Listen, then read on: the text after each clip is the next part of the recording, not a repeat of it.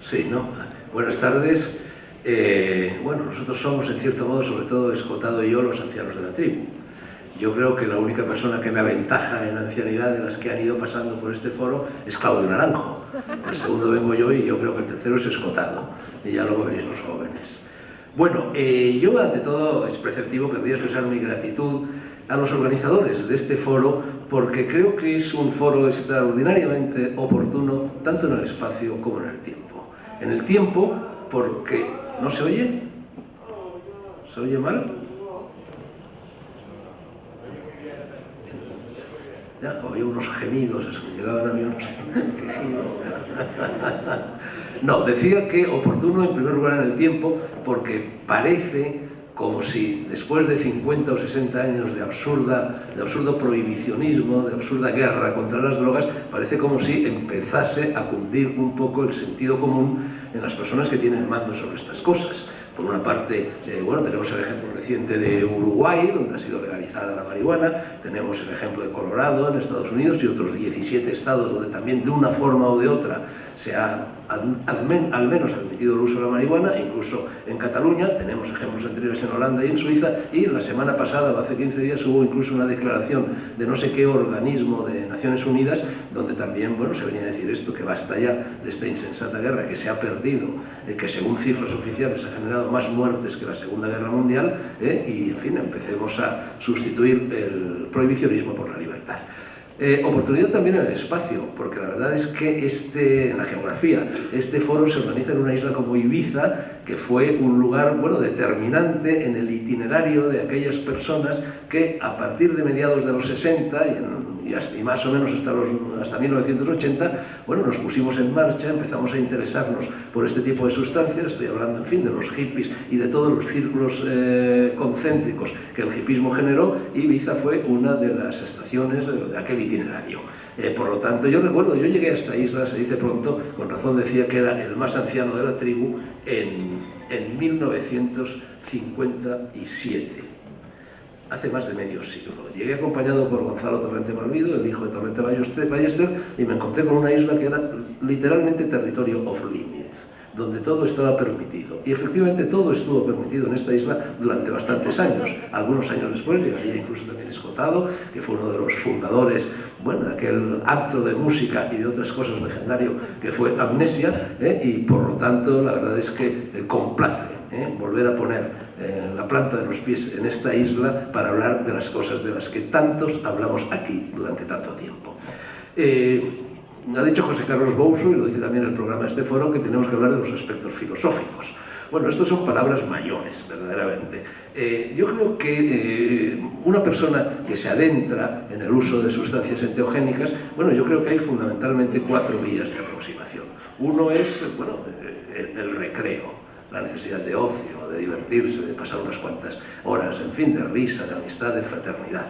Otro es la socialización, que en el caso de la ayahuasca es un impulso, en fin, muy fuerte. Es decir, seguramente de todo este tipo de drogas, de sustancias, la más socializadora es la ayahuasca. A mí me ha hecho mucha gracia, he estado releyendo estos días aquí un libro de Escotado que se llama 60 semanas en el trópico, y la última parte, las últimas 40 páginas de ese libro son una minuciosa descripción de lo que fue, me parece, su primera ingesta, no sé si era la primera, creo que sí, ingesta de ayahuasca, que se produjo cerca de Manaos, cerca del río Negro, en fin, en pleno corazón de la selva amazónica. Y entonces allí utiliza la expresión Escotado para definir, bueno, el tipo de socialización que se crea en las ingestas de ayahuasca. Utiliza la expresión talante republicano. Quizá el propio Escota no recuerde que utiliza esa expresión. Y distingue ese talante republicano, bueno, de la fraternidad que también se crea cuando se consume LSD, cuando se consume marihuana, cuando se consume psilocibina. Decía que hay 4 vías de aproximación. La primera sería la del recreo, la segunda sería la de la socialización, la tercera sería, y está muy presente en este foro, la terapia, es decir, utilizar estas sustancias como terapias de determinadas dolencias, fundamentalmente del alma, de la psique o incluso, pues, del soma, del cuerpo. Y luego hay un cuarto impulso, que es el de la curiosidad filosófica, el anhelo de conocimiento. el anhelo, bueno, de encontrar más o menos respuesta a todas esas viejas cuestiones de quiénes somos, quién soy yo, qué es el ego, qué es el yo profundo, qué es el mundo, qué es la realidad, cuál es la verdadera realidad, etcétera, etcétera. Yo tengo que decir que a mí la vía por la que yo me he acercado al uso de este tipo de sustancias ha sido siempre la cuarta. Yo nunca he buscado recreo, aunque a veces ese recreo haya llegado por sí solo, nunca he intentado socializar, no soy una persona muy sociable, esa es la verdad, nunca me he visto obligado en recurrir a una de estas sustancias como terapia, no he tenido grandes males ni del cuerpo ni del alma, y ha sido siempre la curiosidad filosófica, el espíritu de aventura, la aventura del conocimiento, el que me ha impulsado a utilizar este tipo de sustancias. Yo la verdad es que la primera vez que yo tuve contacto con las sustancias enteogénicas, yo llegué a Katmandú en 1967, un par de meses antes de que aparecieran los primeros hippies. Yo suelo definirme como un paleo hippie, porque realmente llegué allí antes que nadie y durante un par de años pues me dediqué a recorrer las estaciones de ese itinerario, Katmandú, Goa, Bali, Bangkok, luego ya viniendo al Mediterráneo, Creta, Ibiza, etc.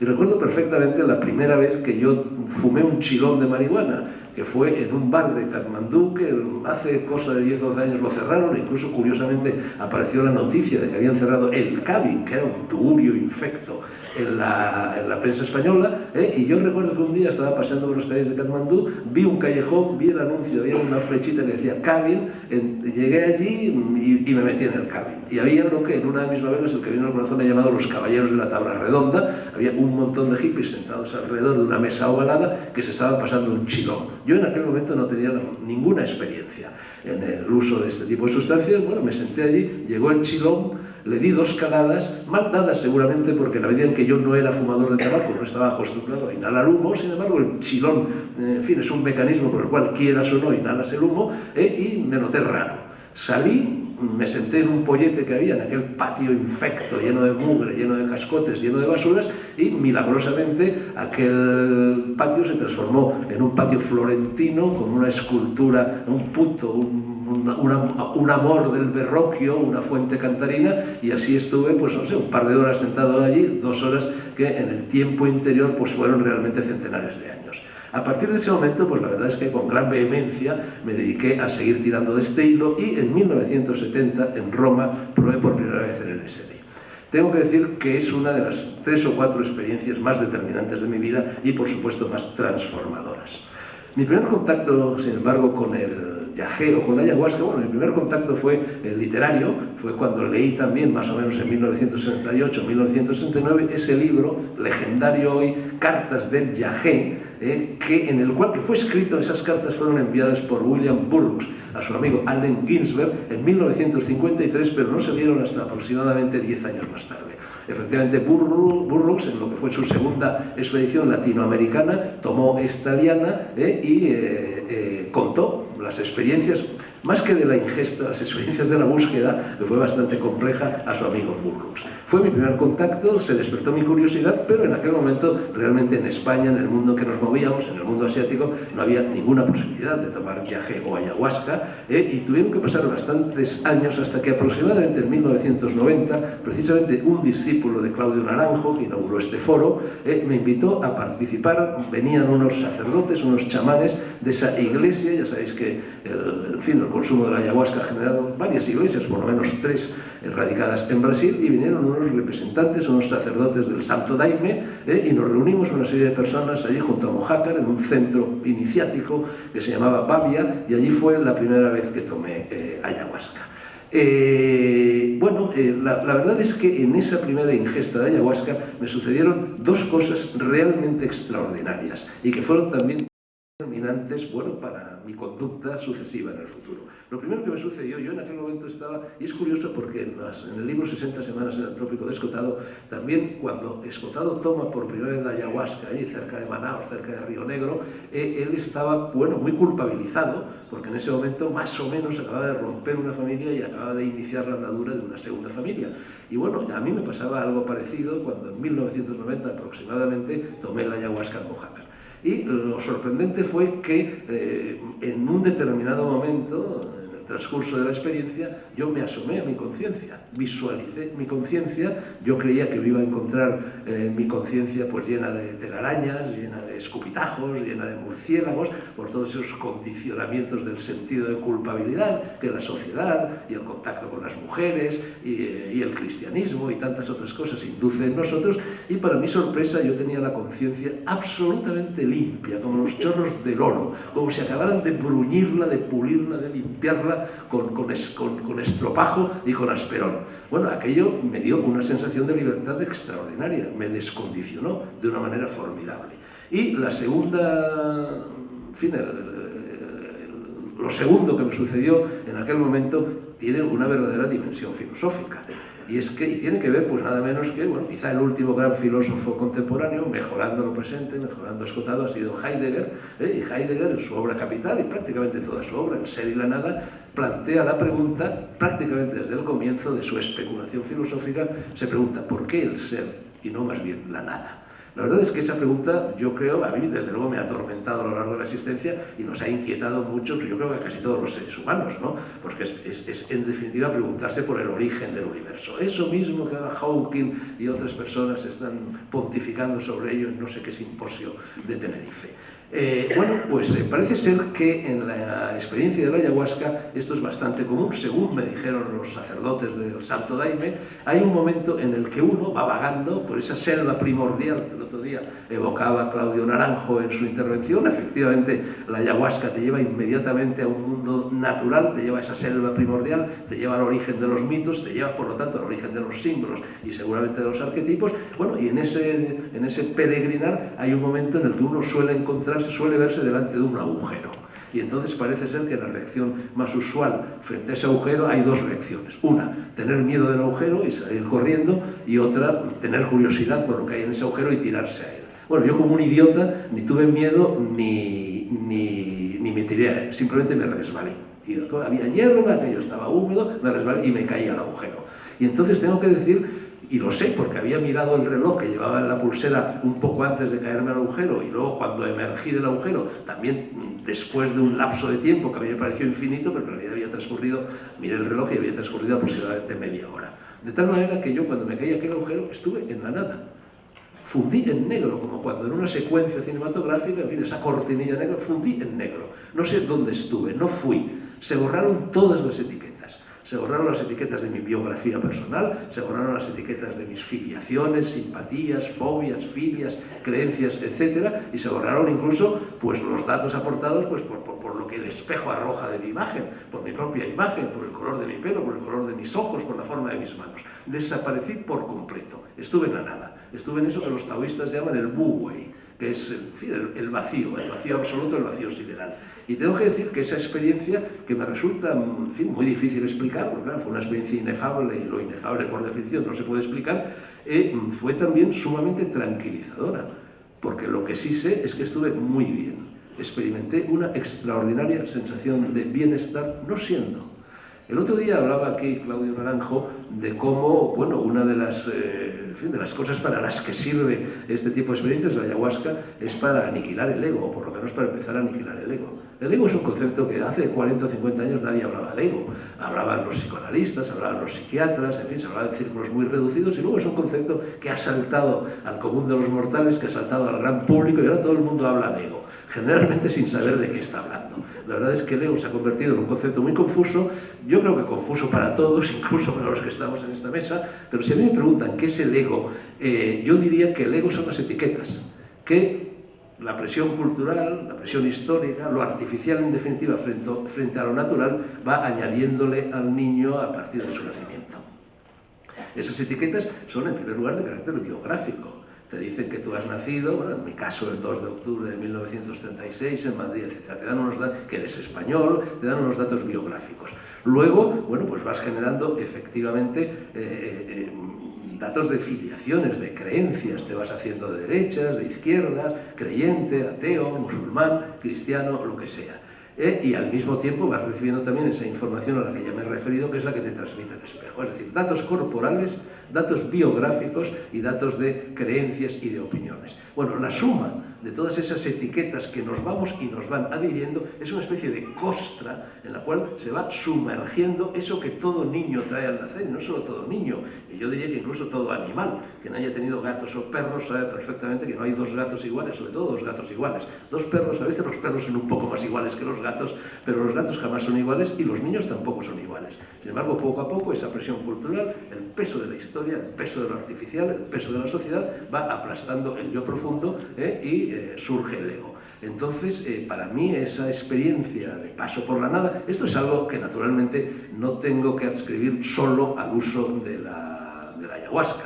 Esto es algo que me ha pasado también con el LSD, que me ha pasado también con psilocibes, que me ha pasado con San Pedro, que me ha pasado con el peyote, es decir, incluso en determinadas dosis pues con el cannabis. Yo creo que es una experiencia común esto de comenzar a aniquilar el ego, de comenzar a quitarnos todas esas costras de la lepra del ego que están ocultando nuestra verdadera personalidad, es común a todas las experiencias enteogénicas.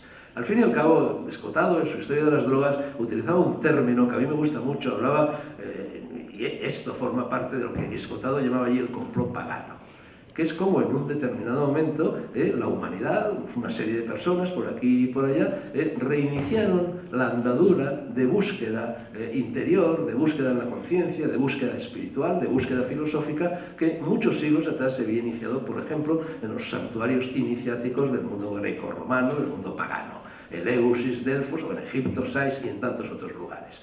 Entonces, en el santuario de Delfos había dos preceptos fundamentales que además estaban, por lo visto, inscritos en el dintel de la puerta que conducía al santuario, y uno de estos principios era Conscete ipsum, conócete a ti mismo, porque de eso se trata, es decir, para conocerse a uno a sí mismo, pues tiene que descostrar el ego y alcanzar el yo profundo, y el otro decía, nada en exceso.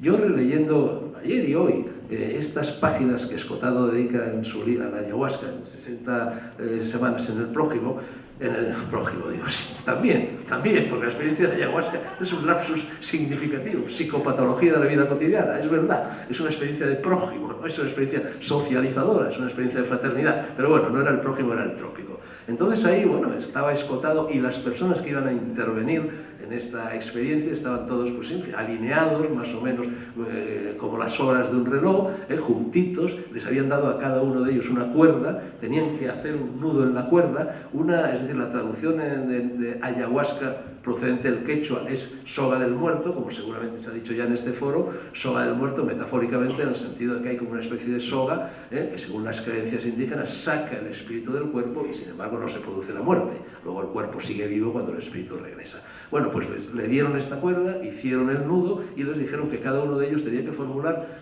en voz más o menos alta, quizá en un susurro, que tenían que formular un voto, lo que esperaban de esa experiencia. Bueno, el uno o la una dijo amor, el otro paz universal, el otro comprensión, conocimiento, armonía, luz, lo que fuera, y Escotado musitó entre dientes, freedom, libertad. Hasta el extremo de que luego, porque aquella ingesta de ayahuasca duró varios días, que luego le llamaban a Escotado allí el profesor Freedom, ¿no? Bueno, a mí esto la verdad es que me ha gustado mucho, porque yo tengo que decir, ahora lo voy a explicar. Antes quiero hablar de mis sucesivas experiencias con la ayahuasca. Yo no he tenido muchas experiencias con la ayahuasca. Yo no soy un experto en la ayahuasca, como lo es Jonathan Ott. Y por cierto, quiero también subrayar lo cómodo que me encuentro estando aquí en compañía de Jonathan Ott y de Escotado, también por supuesto de José Carlos Bouso. Pero es una comodidad extrema porque Escotado y yo codirigimos en los cursos de la Universidad Complutense en el Escorial hace aproximadamente casi 20 años, un curso extraordinario, era como si hubiéramos trasladado del campus de la universidad, dos cursos que se llamaban Desobediencia Civil contra Cultura y Farmacia Utópica. Vino Hoffman, que todavía vivía, tardó muchos años en morir, vino Satz, vino Shulgin, en fin, vinieron verdaderamente pues, la plana mayor de la enteogenia universal y bueno, había 300 alumnos a veces pues no sé, tan cualificados y tan conocidos como Alaska o como Enrique Bunbury o como Silvia Grijalva y verdaderamente se creó un clima extraordinario en aquel encuentro y estaba Jonathan Ott y estaba Escotado y estaba yo. Es cuando yo conocí entonces a Jonathan Ott. Hay una anécdota, por cierto, muy graciosa. El rector de la Universidad Complutense, de verano, de los cursos de verano, en aquel momento era Pepín Vidal Benito. Y 2 o 3 días después de que terminara aquel curso, Pepín Vidal Benito vino a Soria, donde estaba yo, y bueno, me llamó por teléfono y que voy a ir a Soria, vino con su mujer para que nos lo enseñes un poco y estas cosas. Y entonces me contó Vidal Benito, algo que quizá vosotros no sabéis, es que en un determinado momento, en una mesa redonda similar a esta que se estaba celebrando en aquel curso, estaba Escotado, estaba Luis Eduardo Aute, estaba yo, y los 3 estábamos fumando porros, y todo el mundo estaba fumando porros. Y entonces el ujier de la universidad, aterrorizado, acudió a la oficina del rector y le dijo a Pepín Vidal: están todos fumando porros, llamo a la policía. Y Pepín Vidal dijo: ni se le ocurra, ni se le ocurra. Bueno, efectivamente no llegó la policía, eran otros tiempos. Bueno, la segunda vez sigo con mis ingestas de ayahuasca y luego explico por qué me ha llamado tanto la atención esa exclamación de freedom que Escotado en similar circunstancia pronunció. Sí, ya me estoy llamando la atención, pues ha ido ya un cuarto de hora, es tremendo, no he dicho nada de lo que quería decir. Bueno, el caso es que a mí me molestó un poco en la primera ingesta de ayahuasca el hecho de que, hombre, me trataron con cierta unción reverencial. Bueno, yo era ya una persona conocida, un escritor conocido, me colocaron en un lugar preferente, en barrera prácticamente, tenía delante pues al chamán del Santo Daime, me dio más cantidad de ayahuasca que la que generalmente dio a las otras personas e incluso me permitió repetir. Pero en un determinado momento yo estaba inclinado así y me llamó, en fin, con cierta violencia, con cierta agresividad, me llamó la atención y dijo: no, hay que estar erguido, con la columna vertebral en perpendicular. Yo, la verdad es que luego todas las fotos e incluso películas que he visto aquí en este foro, he visto que muy a menudo la gente está tumbada. Yo no entiendo por qué me echó la bronca porque estaba yo simplemente recostado, pero eso se produjo en la segunda ingesta, se produjo de una forma bastante más acuciante en la segunda ingesta de ayahuasca, que fue en Río, y fue siempre en el Santo Daime. Y yo llegué a ella porque mi editor brasileño, bueno, la persona que trabajaba con el editor brasileño era un miembro de la Iglesia del Santo Daime, Nelson Liano, no sé si Escota lo recordará, porque vino también a varios de estos cursos y me llevó allí. Bueno, y allí me topé con esta ritualización excesiva, opresiva, en la cual me vi obligado a vestirme talarmente, un traje blanco, y me vi obligado a cantar una serie de himnos que verdaderamente a mí me parecían, y perdonadme la expresión, me parecían un poco tontos, un poco estúpidos. Eran himnos muy elementales, donde se invocaba a la Virgen María, donde se invocaba a Jesús, donde se invocaban también espíritus, en fin, de la selva, espíritus de las religiones precolombinas, etc. Y me dieron una cantidad verdaderamente muy pequeña de Daime. Yo me dirigí al sacerdote de Daime, de ayahuasca, me dirigí al sacerdote y le dije: oiga, mire usted que yo tengo 50 años o 60, no sé los años que tenía en aquel momento, que tengo, en fin, bastante experiencia en este tipo de sustancias, así que le ruego por favor que me dé algo más porque esto no me va a hacer ningún efecto. Se opuso, me obligó a sentarme, la vestidura talar, los himnos, etc. Y yo empecé a sentirme cada vez más irritado con este exceso de ritualización que era como un corsé que se oponía a esa invocación de libertad que había lanzado Escotado, que lanzaría Escotado unos cuantos años después. Y ya en un determinado momento pues tuve el impulso de escaparme. La verdad es que en la primera ingesta de ayahuasca ya tuve ese impulso y me escapé. Pero bueno, estábamos en Mojácar, no existía el peligro de perderse en la selva, que efectivamente es un peligro que yo entiendo. En fin, uno con la conciencia alterada sale de allí, se pierde en la selva y el lío es mayúsculo. Pero yo en esta segunda ocasión estaba en Río a 20 kilómetros de la ciudad, había una carretera asfaltada, había coches, es decir, no existía el más mínimo riesgo de que me pasara nada. Bueno, me quise ir, porque realmente yo no estaba aquí y me lo impidieron.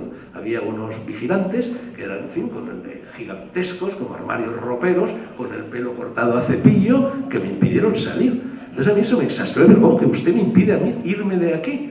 A mí con mis 50 o 60 años, y bueno, hubo ahí, pues en fin, un pequeño rifirrafe y acabé saltando la valla, efectivamente, y huyendo.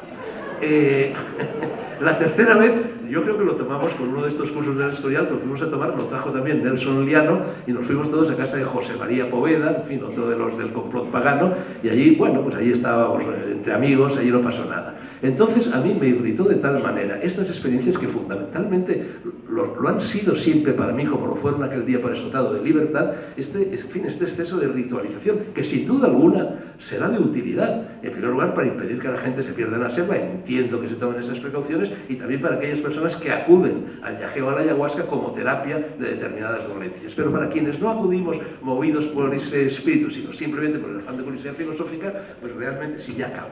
Todo esto... Entonces tomé la cuarta ingesta, dije, pues esta vez ya me revelo de todo. Me fui con Miguel de la Cuadra a recorrer el Amazonas, llegamos a Manaos, Miguel de la Cuadra, en la ruta Quetzal, Miguel de la Cuadra alquiló un barco precioso para que nos moviéramos por allí, por los afluentes del Amazonas en Manaos, por el río Negro y tal, y pasamos una noche anclados en el río Negro. Y entonces yo me había hecho con una botella de ayahuasca, había conseguido allí en Manaus una botella de ayahuasca, y dije, esta vez la tomo solo, que es algo que siempre te dicen que no hay que hacer.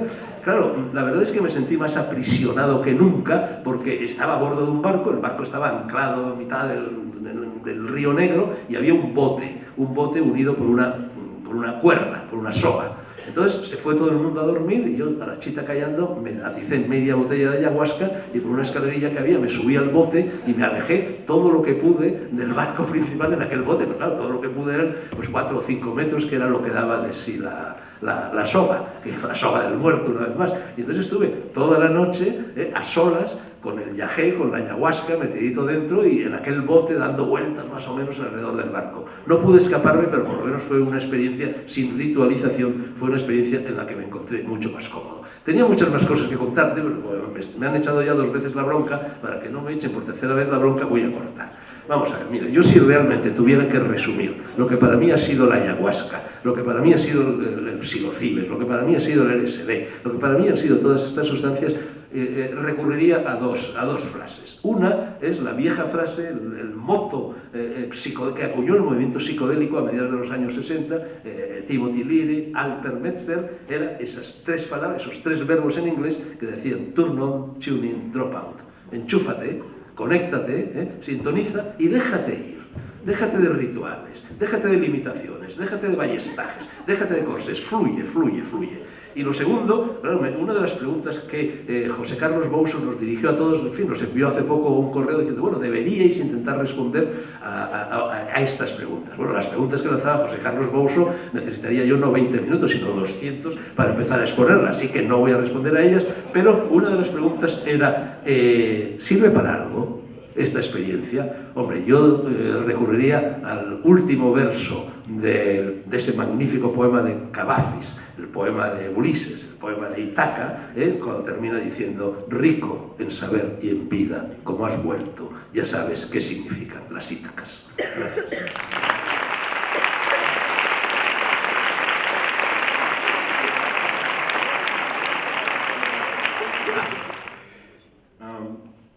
Muchas veces me han preguntado sobre LSD o los hongos o ayahuasca, pues, ¿qué hace esto?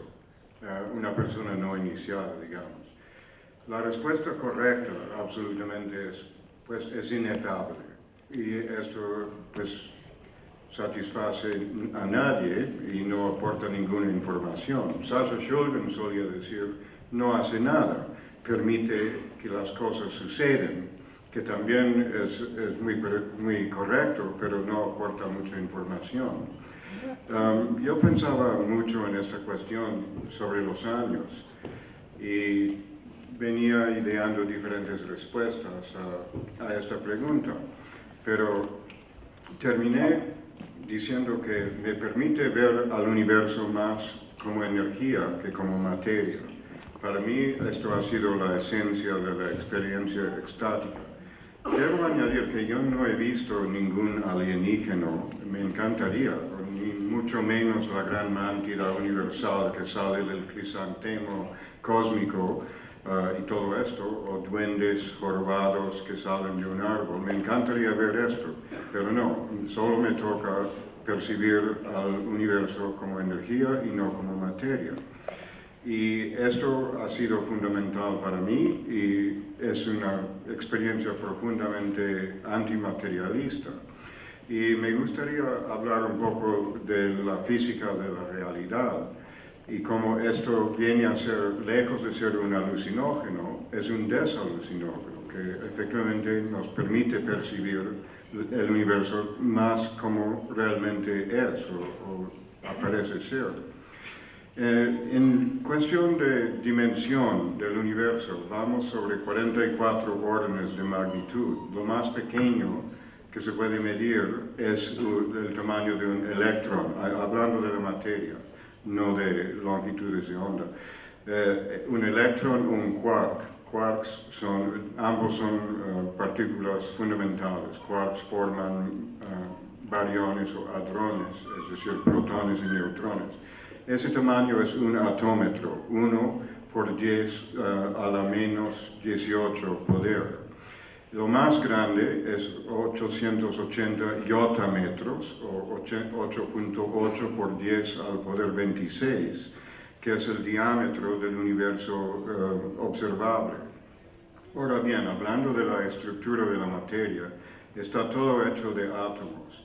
Y debo decir para los no químicos que hablando del mundo inorgánico, todo sólido, con la sola excepción de vidrio, que no es realmente un sólido, sino un líquido muy espeso, está hecho de cristales armados de los átomos que componen la materia. El tamaño, como mencioné, del quark es un atómetro, un millonésimo de millonésimo de millonésimo de metro. 3 quarks forman un protón o neutrón que son nucleones y estos hacen el núcleo de átomo 100 veces mayor, 100 atómetros. Y luego los protones y neutrones forman el núcleo atómico, desde hidrógeno, que solo es un protón y no tiene neutrón, hasta el más grande es Livermorio, con 116 protones y 140 neutrones. Esto tiene un diámetro de un femtómetro, el núcleo atómico, o 10 veces mayor que un protón, pero esto es un promedio, o sea, obviamente uranio es mucho más grande que hidrógeno. Pero hablando del tamaño atómico, y esto es el punto clave, esto es 100 picómetros, o 1 multiplicado por 10 a la menos 10 poder, y es decir, 100.000 veces mayor que el núcleo atómico.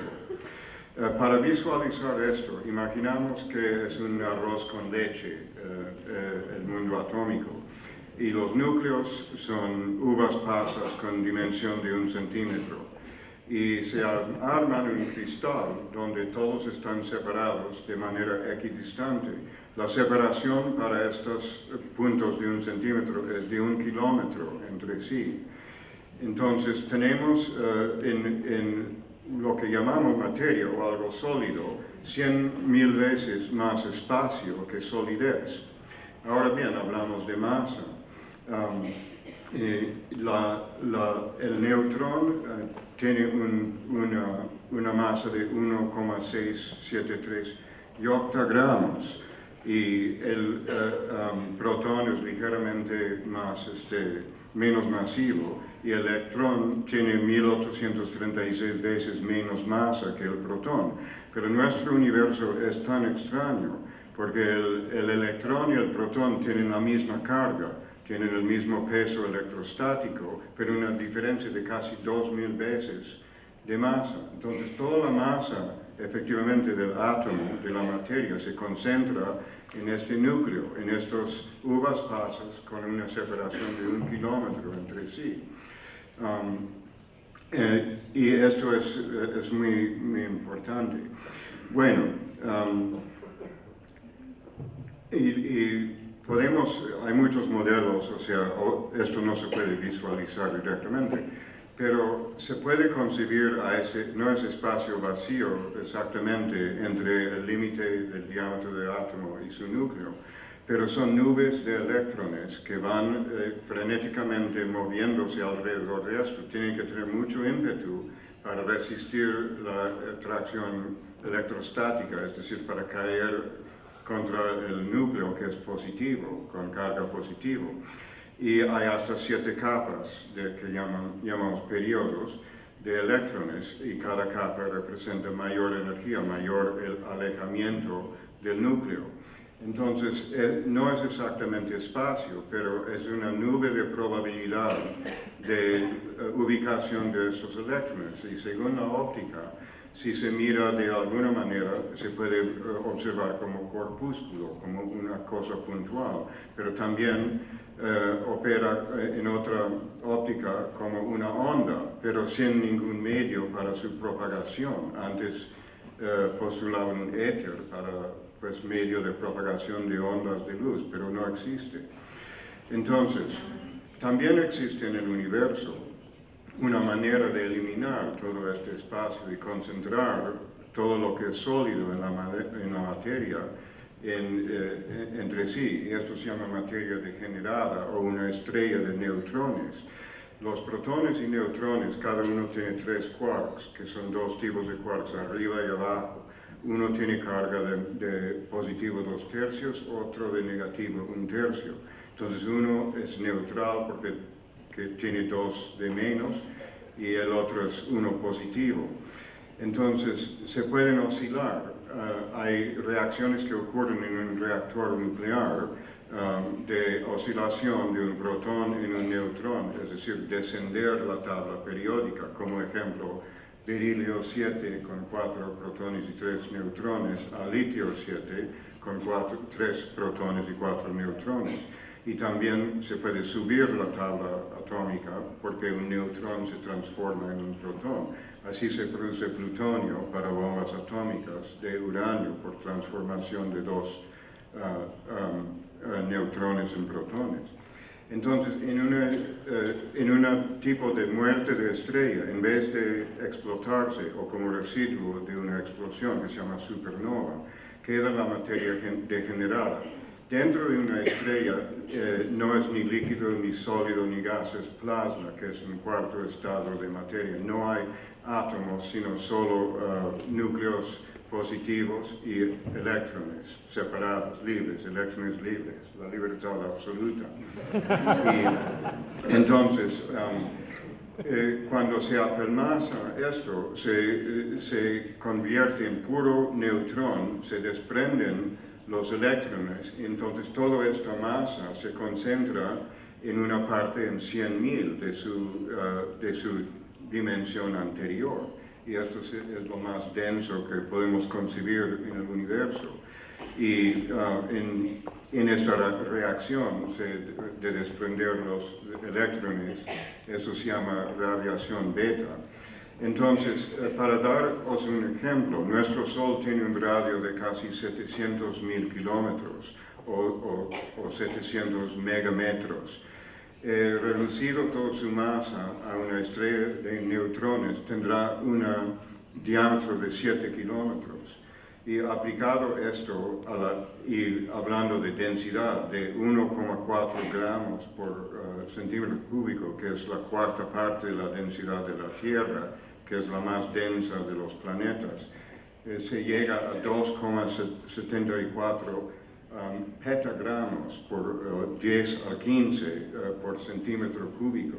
O sea, son cantidades inimaginables, pero vamos a ponerlo en términos de la Tierra, que tiene un radio de aproximadamente 6.400 kilómetros o 6,4 megametros. Se reduciría a un esferoide de 64 metros de diámetro. Cabría cómodamente en el estadio Bernabéu. Y entonces esto con esto podemos visualizar cómo es la solidez en este universo. Estamos viendo, no hay solidez, estamos viendo espacio energético de nubes frenéticos de electrones sobre pequeños y muy aislados puntos que concentran toda la masa, y la única parte sólida de esto, los electrones no tienen solidez. Entonces, menciono todo esto para decir que realmente es así. No estamos viendo materia, estamos viendo energía, nubes de energía. La superficie es todo energía. Y el mundo de la química es interacción electrónica con estas superficies muy alejadas de la materia del átomo. Bien, entonces quiero ahora ir un poco a hablar de un poema en específico que yo leí en el colegio y no me tenía ningún significado. Sí apreciaba la fabulosa economía de expresión y bella música de palabras, pero no podía comprenderlo. Y se llama Las bodas del cielo e infierno de William Blake, The Marriage of Heaven and Hell. Fue escrito en 1793 grabados sobre placas de metal con ácido, una técnica que él inventó, era grabador de profesión, y pintado a mano. Solo se hizo, creo que 17 copias, sobreviven como 7 u 8, y debe de ser uno completo de los objetos más valiosos en el mundo. Pero esto después de tomar LSD y bueno, tenía que tomarlo como 100 veces para sentir que ya lo había experimentado. Ya lo entendía. Y entonces, en una cosa, hay 4 o 5 interludios. Debo mencionar que es una sátira del trabajo de Swedenborg, el teólogo sueco. Hay como 5 interludios que se llaman A Memorable Fancy, o una fantasía memorable. Y esto dice, y eso es mi propia traducción: los profetas Isaías y Ezequiel cenaron conmigo y les pregunté, ¿cómo osaron tan rotundamente a afirmar que Dios les hablaba? Y si no pensaron de momento que iban a ser malentendidos y así ser la causa de la imposición. Isaías me respondió, no vi ningún Dios, ni oí ninguno, mediante una percepción finita, orgánica, pero mis sentidos descubrieron lo infinito en todo. Y esto expresa más bellamente, escuetamente, lo que estoy tratando de decir, percibir lo infinito en todo. Y luego habla de la energía en este mismo poema. Y esto hay que mencionar que es antes de la teoría de la termodinámica, antes de muchas cosas que tomamos por un hecho hoy en día.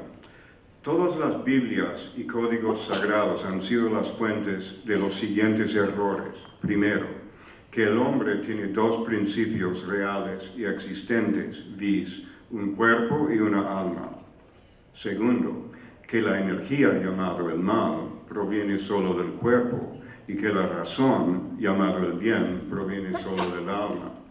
Tercero, que Dios atormentará al hombre para la eternidad por seguir sus energías. Pero los siguientes contrarios a aquellos son la verdad. Primero, el hombre no tiene ningún cuerpo distinto de su alma, porque aquello llamado cuerpo no es más que una porción del alma discernido por los 5 sentidos, entradas principales de alma en esta época. Segunda, la energía es la única vida y proviene del cuerpo, y la razón es el linde o circunferencia ulterior de la energía. Tercera, la energía es el deleite sempiterno. Y yo me oso a traducir esto a términos de física, lo llamo William Blake se encuentra con Richard Feynman, el premio Nobel de la física y gran bohemio marihuano también. Los contrarios de la segunda parte. Primero, nada es distintamente sólido. La solidez no es más que un artefacto de la energía, dadas las limitaciones de nuestro aparato sensorial. 2. Todo viene instinto de energía, la esencia de la materia, mientras sea la conciencia la quinta esencia de la energía. 3. Ni creada ni destruida la energía puede ser, y es un deleite sempiterno. Y entonces, tras la LSD me reconecté no solamente con estos conceptos de Blake, pero con el mundo de la física, y me guió hacia la química también. Y para terminar, nada más os quiero dejar con otro pequeña joya de Blake, que dice todo en cuestión de 19 palabras, y de nuevo es mi propia traducción. Eso viene de una colección que se llama Augurios de Inocencia. Ver un mundo en un grano de arena y un cielo en una flor silvestre, tener la infinidad en la palma de tu mano y la eternidad en una hora. No suena bien, debo leerlo en inglés. To see a world in a grain of sand and a heaven in a wild flower, hold infinity in the palm of your hand and eternity in an hour. Gracias.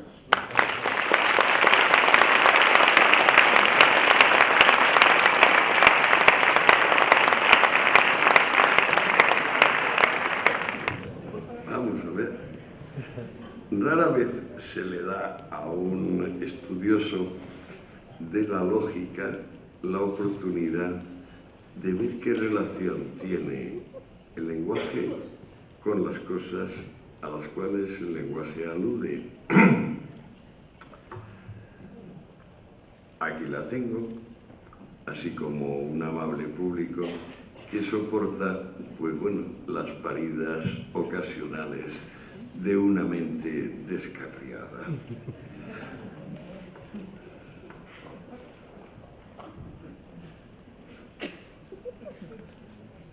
Ser, que es la partícula que permite conectar todos los elementos lingüísticos, y vamos a precisar los elementos lingüísticos brevemente. Verbos, que son acciones, sustantivos o nombres, que vienen a representar lo que Jonathan llamaba protones o neutrones, núcleos, adjetivos, adverbios, conjunciones y preposiciones. Algunas lenguas no utilizan preposiciones porque son como el alemán o el griego, las sitúan al final de las palabras, y entonces cuando nos enteramos del género, del número, eso no importa. Las personas, cuando se ponen a hablar, quieren de alguna manera remarcar, poner el acento.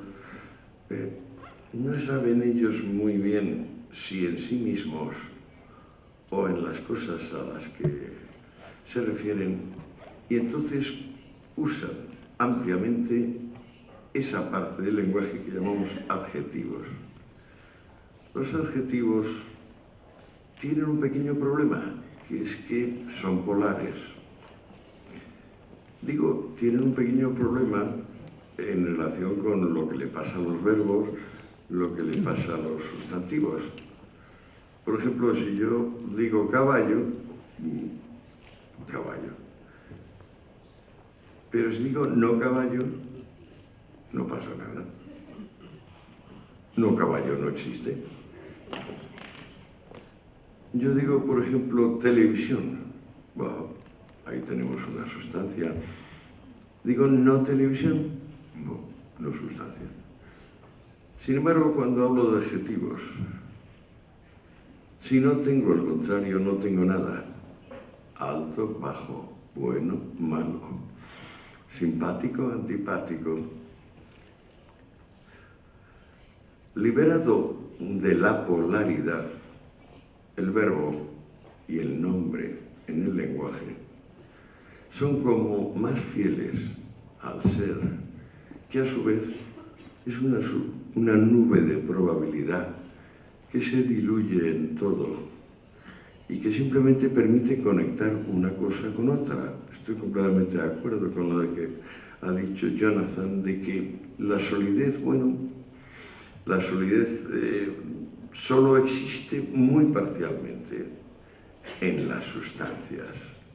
Las sustancias concentran la solidez del universo, las sustancias son muy pocas.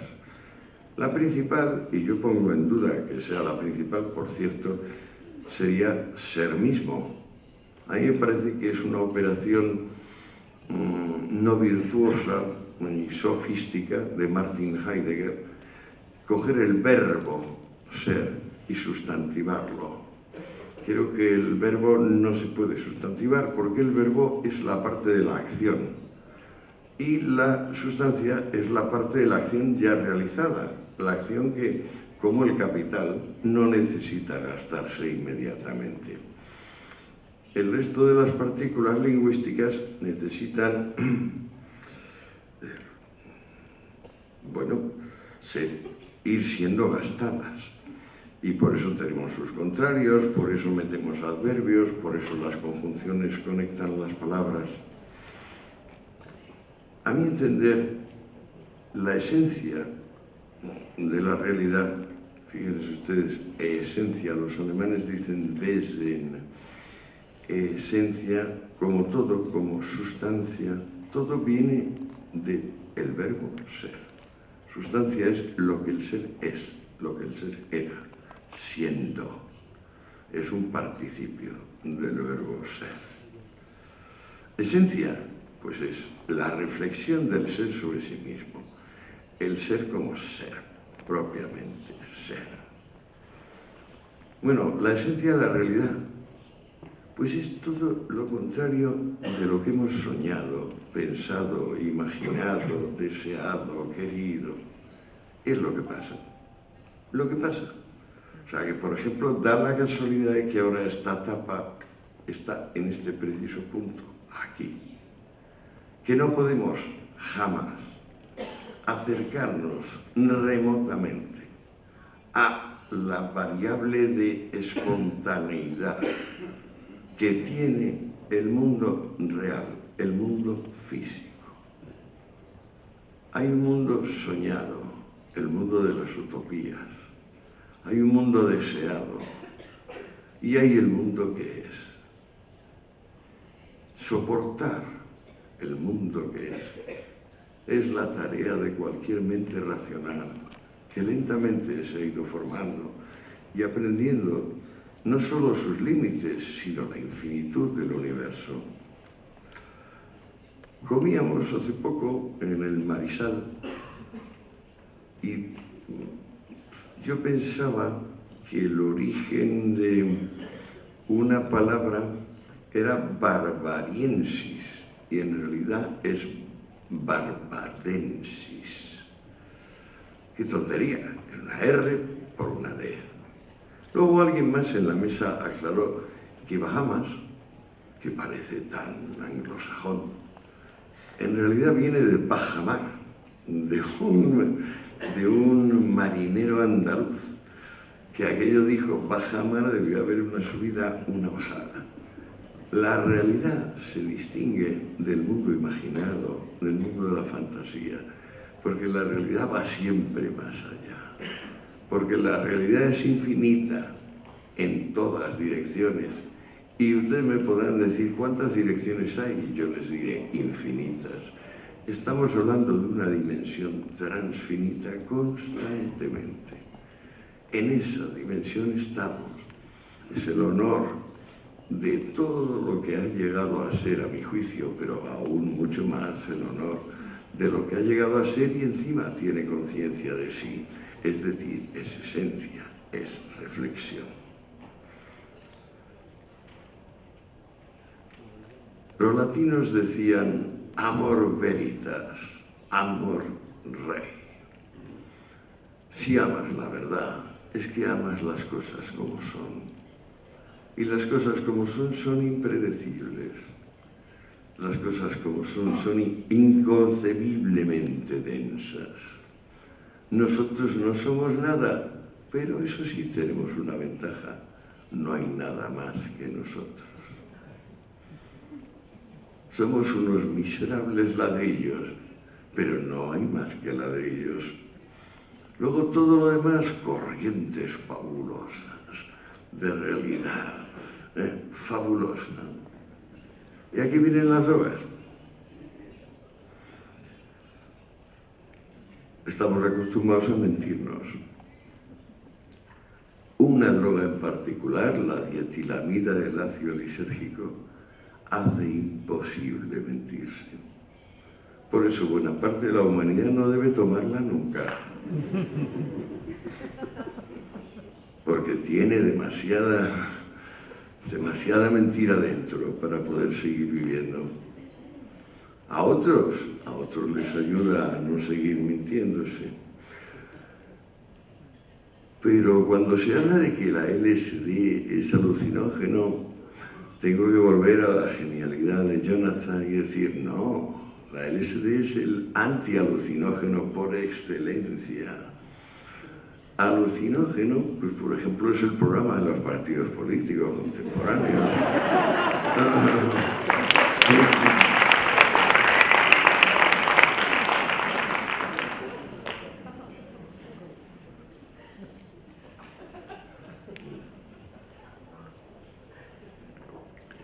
Si no podemos mentirnos, y no podemos mentirnos después de tomar LSD y otras muchas sustancias, Baudelaire decía, el que nunca toma vino tiene un secreto importante que esconder a sus semejantes.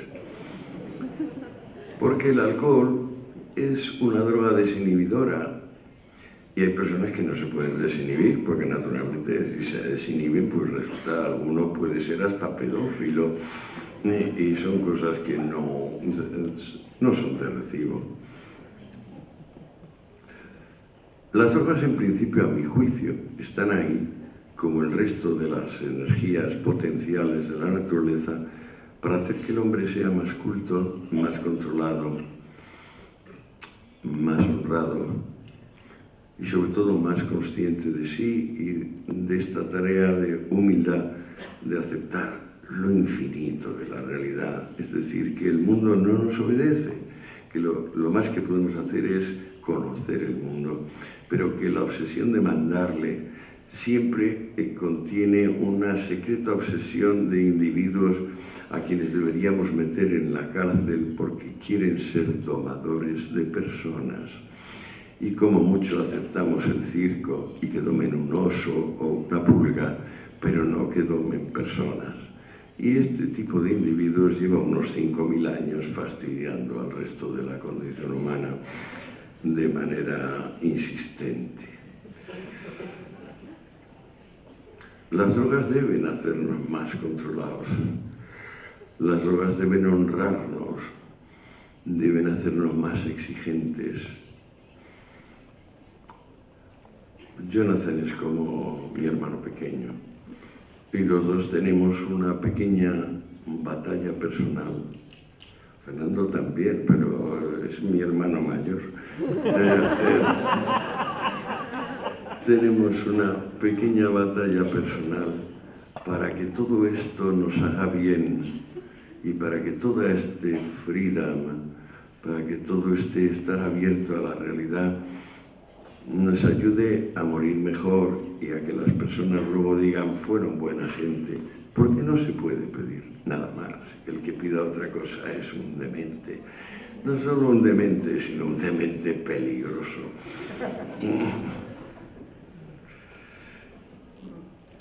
La ayahuasca es una LSD flojita.